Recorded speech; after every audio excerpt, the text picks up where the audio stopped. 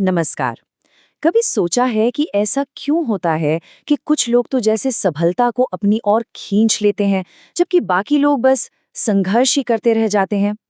आज हम doctor Joseph Murphy के काम के आधार पर इसी पहेली को सुलझाने वाले हैं और जानेंगे कि हमारे मन के अंदर बैठा वो मास्टर आर्किटेक्ट असल में कैसे हमारी पूरी जिंदगी को बनाता है। तो चलिए सीधे उस बड़े सवाल पर आते हैं जो शायद थोड़ा अजीब भी लगे। क्या हमारी सोच सच में हमारी हकीकत को कंट्रोल कर सकती है? ये एक ऐसा आइडिया है जिसने न जाने कितने विचारकों को सदियों से उलझाया है और आज हमारी पूरी बातचीत इसी के इर्द गिर्द घूमने वाली है। अगले कुछ मिनटों में हम क्या क्या देखने वाले हैं। पहले तो हम अपने अंदर की उस छुपी हुई ताकत को पहचानेंगे। फिर समझेंगे कि ये अवचेतन मन या सबकॉन्शियस माइंड आखिर होता क्या है। और आखिर में वो प्रैक्टिकल तरीके जानेंगे जिनसे कोई भी अपनी जिंदगी का आर्किटेक्ट बन सकता है। तो चलिए इस सफर की शुरुआत करते हैं। जरा सोचिए, अगर किसी के पास एक छिपी हुई सुपर पावर हो तो? डॉक्टर मर्फी के हिसाब से ये कोई कल्पना नहीं है। सफलता, खुशी और अच्छी सेहत की असली ताकत वो कहीं बाहर नहीं, बल्कि हमारे अपने मन के अंदर ही है। इसका सबसे बेसिक आइडिया ये है, हमारा जो अवचेतन मन है वो हमारे विचारों, विश्वासों और आदतों को कंट्रोल करता है। और ये सब तब भी होता रहता है जब हमें इसका एहसास तक नहीं होता। ये एक तरह से हमारी जिंदगी का ऑटो पायलट सिस्टम है जो पर्दे के पीछे से चुपचाप अपना काम करता रहता है। तो सवाल यह है कि ये अवचेतन मन आखिर है क्या चीज? चलिए इसको थोड़ा और आसान भाषा में समझते हैं। देखिए, आसान शब्दों में ये दिमाग का वो हिस्सा है जो हमारी जानकारी के बिना काम करता है। ये उन सभी चीजों को संभालता है जिनके बारे में हमें एक्टिवली सोचना नहीं पड़ता, जैसे सांस लेना या फिर सालों बाद भी साइकिल चलाना याद रखना। ये हमारी गहरी आदतों और विश्वासों का, कह सकते हैं, एक गोदाम है। इसको समझने का सबसे अच्छा तरीका है एक समुद्री जहाज का उदाहरण। हमारा चेतन मन, मतलब जो सोचता है, तर्क करता है, वो है जहाज का कैप्टन। वो फैसले लेता है, ऑर्डर देता है। लेकिन जो अवचेतन मन है ना, वो है उस जहाज का इंजन रूम। वो बहस नहीं करता, सवाल नहीं पूछता।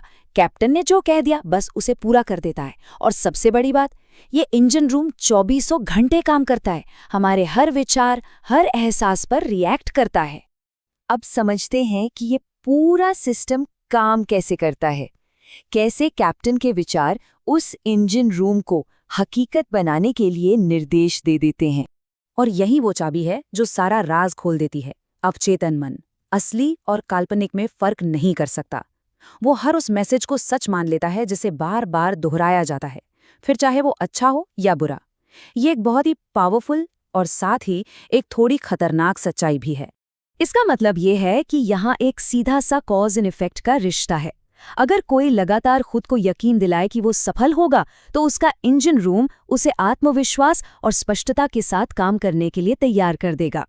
वहीं दूसरी तरफ अगर मन में असफलता का डर है, तो अनजाने में उसी नाकामयाबी को हकीकत बनाने के निर्देश दिए जा रहे हैं।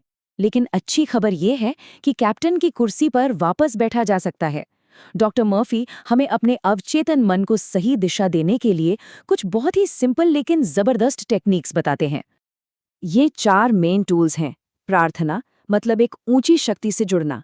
अफर्मेशन, यानी मन में पॉजिटिव बातें बिठाना। ध्यान, यानी मेडिटेशन, जिससे मन शांत हो और नई बातों को स्वीकार करे। और विजुअलाइजेशन, यानी कल्पना करना, अपने लक्ष्यों को ऐसे देखना जैसे वो सच हो चुके हैं।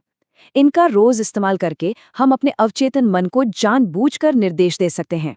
एक छोटा सा उदाहरण लेते हैं। मैं स्वस्थ और खुश हूं।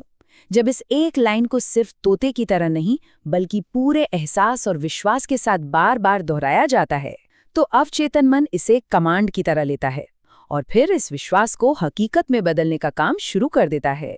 और ये सिर्फ किताबी बातें नहीं हैं। इन टेक्निक्स का हमारी जिंदगी के सबसे जरूरी हिस्सों पर, मतलब हेल्थ, वेल्थ और रिलेशनशिप्स पर असली और प्रैक्टिकल असर होता है।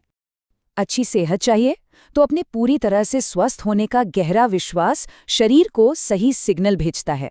ज्यादा पैसा चाहिए तो मन में अमीरी और समृद्धि की तस्वीरें बनाने से फाइनेंशियल सक्सेस आकर्षित होती है।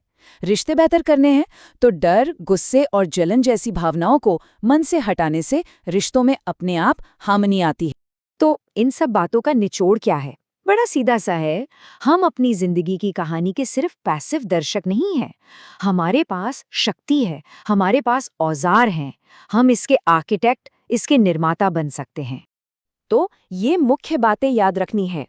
हमारा अवचेतन मन हमारी आदतों को चलाता है। पॉजिटिव सोच और अफर्मेशन खुशी की चाबी हैं। डर और नेगेटिविटी इसकी शक्ति को कम करते हैं। विजुअलाइजेशन और मेडिटेशन लक्ष्यों को हकीकत बनाने में मदद करते हैं। और सबसे ज़रूरी बात, जिंदगी को मनचाहा आकार देने की असली ताकत हमारे अपने ही हाथों में है। और ये सारी बातचीत हमें एक आखिरी और सबसे ज़रूरी सवाल पर लाकर छोड़ती है। आज अपने मन में कौन सा एक पॉजिटिव विचार डाला जा सकता है? क्योंकि जो भी विचार चुना जाएगा, अंदर बैठा वो आर्किटेक्ट उसे हकीकत में बदलने का काम अभी से शुरू कर देगा।